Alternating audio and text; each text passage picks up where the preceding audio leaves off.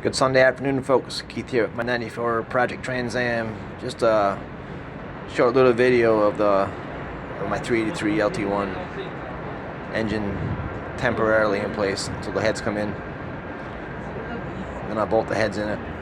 Then I'll bolt the motor to the engine mounts. This will be easier on my back instead of reaching way back in the tunnel to put the heads on without breaking my back. So I got it set up on some blocks underneath the oil pan where it's nice and safe for now.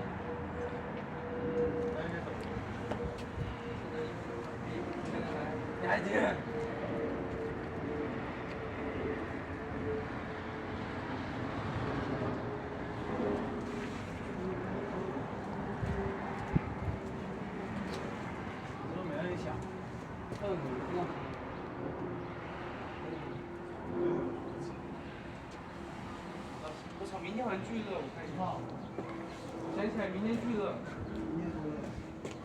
我姐跟我讲说，明天他妈算高温。